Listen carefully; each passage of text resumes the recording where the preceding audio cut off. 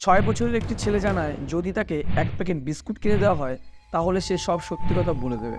Police তাকে এক packet biscuit কিনে দেয় এবং বিস্কুটটি খাওয়ার পর সে সব সত্যি কথা বলে দেয়। সে জানায় গ্রাম থেকে যে ৩টে মেয়ে হারিয়ে গেছে তাদেরকে সেই হত্যা করেছে। মানে ৬ বছরের একটা ছেলে ৩টে মেয়েকে হত্যা করে ফেলেছে। তার মধ্যে একজন ছিল ৩ মাসের বাচ্চা আর দুজন ছিল ৩ বছর বয়সী। মানে বুঝতে পারছেন ৬ বছরের একটা ছেলে ৩জনকে হত্যা করে দেবে। সে জানায় তার খুব আনন্দ লাগতো যখন ওই বাচ্চাগুলো কান্না করতো এবং তাদের গা দিয়ে রক্তপাত হতো। মানে এইটুকু একটা বাচ্চার মধ্যে রক্তের যে আসক্ত বা রক্তের প্রতি যে আকাঙ্ক্ষা সেটা কিভাবে আসতে পারে। তার কোনো সাজা হয়নি, সে এখনো মুক্ত আকাশের নিচে ঘুরে বেড়াচ্ছে। তার মানসিক অবস্থা কেমন ছিল, পুলিশ কিভাবে তাকে ধরলো, আর কেনই বা তার কোনো সাজা হয়নি, সমস্ত বিষয়টি জানতে পারবো আমরা এই ভিডিও থেকে। তাই এই ভিডিওটি সম্পূর্ণ দেখার অনুরোধ রইল। 2006 সালের ঘটনা। বিহারে বেগুসরাইতে একটি গ্রাম আছে। সেই সময় পর্যন্ত ইন্টারনেটের প্রচলন শুরু হয়েছিল না। খুবই দরিদ্র একটি গ্রাম যেখানে সবাই খুব কষ্টে দিন কাটাতো। কেউ গরুর গাড়ি চালাতো, কেউ কৃষিকাজ করতো, আবার কেউ ছোটোখাটো ব্যবসা করতো। মোটামুটি সবাই খুব সাধারণভাবে থাকতো। গ্রামের প্রতিটা বাড়ি একটা বাড়ির সাথে একটা বাড়ি লাগানো ছিল। মানে দেখা যাচ্ছে যে এই বাড়ি থেকে ওই বাড়ি যেতে বেশি সময় লাগতো না। দেখা যাচ্ছে 1 হাঁটা পথ, 2 হাঁটা পথ। মানে সম্পূর্ণ গ্রামটা একত্রিত ছিল। তারা একজনের দুঃখে দুঃখী হতো, একজনের খুশিতে খুশি হতো। মানে তখনকার একটা ভালো লাইফ ছিল। সেই গ্রামে বাস করতো একটি ফ্যামিলি, যেটা ছিল সাদা ফ্যামিলি।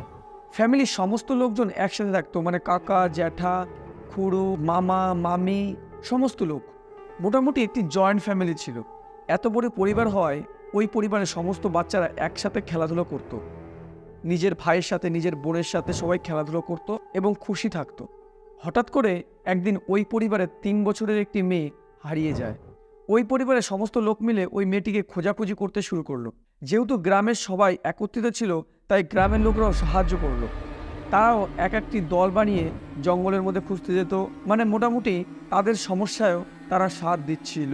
মেয়েটি নিখোঁজ হয়ে যাওয়ার একদিন পরে ওই পরিবারের একজন প্রধান বলে যে আর খোঁজাখুঁজি করার দরকার নেই। সবাই একটু অবাক হলেও তার কথাটি মেনে নিয়েছিল, কারণ সেই পরিবারের সেই প্রধান ছিল। তিনি যুক্তি দিয়েছিল যে এই খোঁজাখুঁজিতে আমাদের পরিবারের নাম নষ্ট হবে এবং আমাদের বাচ্চারা ভয় পেয়ে যাবে। এই ঘটনার পর থেকে বাচ্চারা আর খেলতে বাইরে বের হচ্ছিল না। আস্তে আস্তে সব কিছু নর্মাল হয়ে যায় এবং সেই পরিবারে জন্মগ্রহণ করে একটি বাচ্চা মেয়ে। একটি মেয়ের হারানোর দুঃখ ওই বাচ্চা মেয়েটি দূর করে দেয়।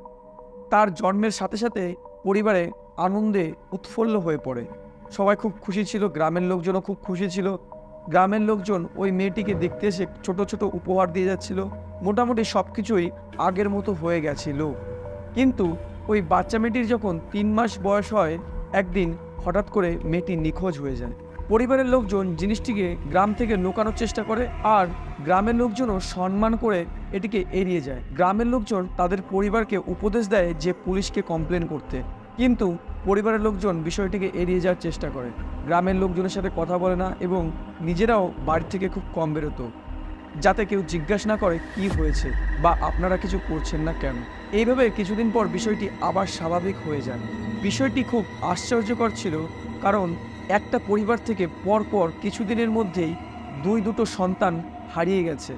তাদের কোনো খোঁজ নেই, কিন্তু পরিবার কোনো রেসপন্স করছিল না। গ্রামের লোকজনও বিষয়টি এড়িয়ে যাচ্ছিল। দিন দিন জিনিসটা ঢাকা পড়ে যাচ্ছিল। কিন্তু এর মধ্যে ঘটে একটি আশ্চর্যজনক ঘটনা। ওই গ্রামের একটি 3 বছরের মেয়ে উধাও হয়ে যায়। কিছু রিপোর্ট অনুযায়ী মেয়েটির নাম ছিল খুশি। খুশির মা খুশিকে স্কুলে দিয়ে কাজে চলে যেত এবং কাজ থেকে ফেরার সময় স্কুল থেকে আবার বাড়ি নিয়ে আসতো। একদিন খুশির মা রুটিন মতো তাকে স্কুলে দিয়ে কাজে চলে যায়। কাজ থেকে যখন ফিরে আসে তখন সে স্কুলে তাকে পায় না। সে আশেপাশে খোঁজ করতে শুরু করে এবং বাড়ি চলে আসে। বাড়ি এসে গ্রামের সবাইকে বিষয়টি জানায়।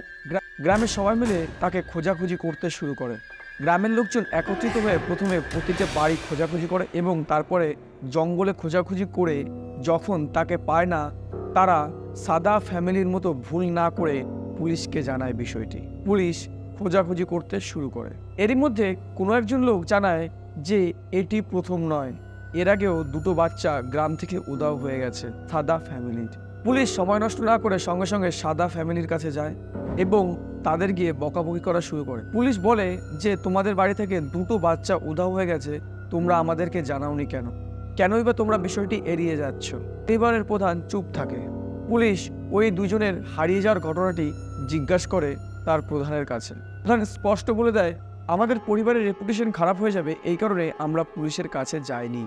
এই খুশির হারিয়ে যাওয়ার বিষয়ে আমরা কিছুই জানি না। পুলিশ ব্যর্থ হয়ে ফিরে আসবে এই মুহূর্তে পাশের একটি ঘর থেকে একটি আওয়াজ শোনা যায়।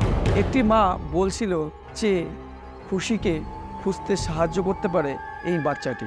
ঘর থেকে একটি বাচ্চা আস্তে আস্তে মৃদু পায়ে বাইরে বেরিয়ে আসে। ওই বাচ্চাটির নাম ছিল অমরজিৎ সাদা। 6 বছরের বাচ্চাটিকে দেখে পুলিশ বুঝতে পারে না যে কি করে এই বাচ্চাটি তাদের সাহায্য করতে পারে।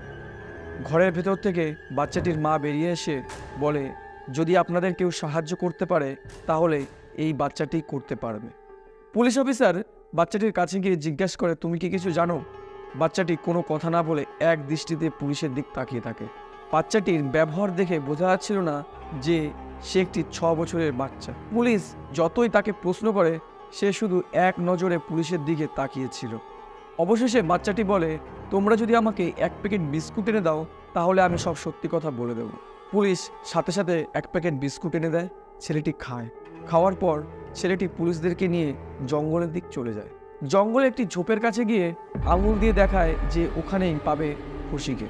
পুলিশ ঝোপের মধ্যে গিয়ে দেখে খুশির মৃতদেহ পড়ে আছে। পুলিশ এটা বুঝতে পারে না যে এই 6 বছরের বাচ্চা কিভাবে জানলো যে এখানে সে মরে পড়ে আছে। পুলিশ যখন আবার জিজ্ঞেস করে যে কি হয়েছে, তখন সে আবার বলে, তোমরা আমাকে আর 1 প্যাকেট বিস্কুট এনে দাও, আমি তাহলে সব সত্যি কথা বলবো। সাথে সাথে পুলিশ আর 1 প্যাকেট বিস্কুট এনে দেয় এবং সে সব সত্যি কথা বলে। সত্যি কথাটা এতটা ভয়ানক ছিল যে ওখানে উপস্থিত সমস্ত লোকের হাড় হিম হয়ে গেছে। বাচ্চাটি জানায়, একদিন আগে খুশির মা যখন খুশিকে স্কুলে দিয়ে এসেছিল তখন সে স্কুলের সামনেই দাঁড়িয়েছিল এবং ছুটির সময় খুশিকে নিয়ে সে বাড়ি ফিরছিল। বাড়ি ফেরার রাস্তায় খুশিকে সে জঙ্গলে টানতে টানতে নিয়ে যায় এবং গলা টিপে মেরে ফেলার চেষ্টা করে। ছোট ছেলে হয়, তার শরীরে শক্তি অত পরিমাণে ছিল না যে গলা টিপে কোনো বাচ্চাকে সে হত্যা করবে। সে পাশে পড়ে থাকা একটি পাথর দিয়ে খুশির মুখের উপর আঘাত করে। খুশি যখন চিৎকার করছিল, খুশির মুখ দিয়ে যখন রক্ত বেরোচ্ছিল, তখন সে আনন্দে হাসছিল এবং সেই হাসিটা সে এখনও মনে করতে পারছিল। মানে পুলিশের সামনে সেই পুরনো হাসিটা সে দিচ্ছিল। পরিবারের লোকজনের কাছে জিজ্ঞাসা করে পুলিশ এটা জানতে পারে যে তাদের ফ্যামিলি থেকে যে 2জন বাচ্চা মারা গেছে তাকে এই অমরজিৎই মেরেছে। মানে 6 বছরের একটি বাচ্চা নিজের পরিবারে 3 মাসের একটি বাচ্চা এবং 3 বছরের একটি বাচ্চাকে হত্যা করেছে, যে কিনা নিজেরই পরিবার, নিজেরই বোন হয়। আশ্চর্যকর বিষয় হচ্ছে গ্রামের মধ্যে আধুনিক সরঞ্জাম কিছুই ছিল না, মানে টিভি, টেলিভিশন, রেডিও। তাই এই হত্যা জিনিসটা কি তার কাছে কোনো ধারণাই ছিল না। সে বাইরে থেকে কিছু জানতে পারতো না বাস্তব সম্পর্কে। তার কাছে এই মানুষকে কষ্ট দিয়ে মারাটা একটি আনন্দের খেলা। পরিবারের লোকজন অমরজিৎকে ঘৃণা করতে শুরু করে। তার নিজের মা নিজের ছেলেকে পুলিশের হাতে তুলে দেয় কারণ তার মাও তাকে সহ্য করতে পারছিল না। নিজের বোনকে সে হত্যা করেছে, নিজের পরিবারের একটি মেয়েকে সে হত্যা করেছে এবং গ্রামেরই একটা মেয়েকে সে হত্যা করেছে। তাকে যদি এখন আটকানো না যায় তাহলে সে ভবিষ্যতে কি করবে তার কোনো ধারণাই ছিল না। তাই তার মা তাকে পুলিশের হাতে তুলে দেওয়াটাই সঠিক কাজ মনে করল। পুলিশ তাকে ধরে নিয়ে গেল। 6 বছরের বাচ্চা হওয়ায় আদালত তাকে শাস্তিস্বরূপ হোমগার্ডে রাখার অনুমতি দিল। পুলিশের হেফাজতে থেকে তার চিকিৎসা হলো।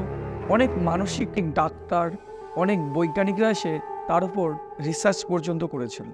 তারা এটা জানতে চেয়েছিল যে এতটা বাচ্চার মধ্যে এতটা নোংরা মানসিকতা আসলো কি করে। অবশেষে 12 বছর পর তার যখন 18 বছর বয়স হলো, তাকে নতুন একটি পরিচয়ে অন্য কোনো শহরে স্থানান্তরিত করা হলো। কারণ এই নাম এবং এই পরিচয় সে যদি তার পুরনো সমাজে ফিরে যায় তাহলে সমাজের বঞ্চনা তাকে আরও খতরনাক করে তুলতে পারে।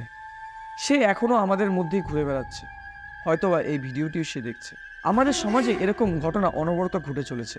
তাই আপনার কাছে আমার একটি বার্তা, সাবধানে থাকুন, সুস্থ থাকুন এবং সুরক্ষিত থাকুন। আমাদের বিনোদন যদি আপনার ভালো লেগে থাকে তাহলে চ্যানেলটিকে সাবস্ক্রাইব করে আমাদের সাথে থাকুন, যাতে আপনার এবং আমার সম্পর্ক অটুট থাকে। এ সমাজে আমাদের অনেক বৈচিত্র্যময় ঘটনা দেখতে হয়। এর আগে দেখেছি যে পাকিস্তানের একটি লোক মৃতদেহের সাথে শারীরিক সম্পর্ক করছিল। মানে বুঝতে পারছেন, মৃতদেহের সাথে শারীরিক সম্পর্ক। যদি ভিডিওটা না দেখে থাকেন তাহলে এখানে ক্লিক করে দেখতে পারেন।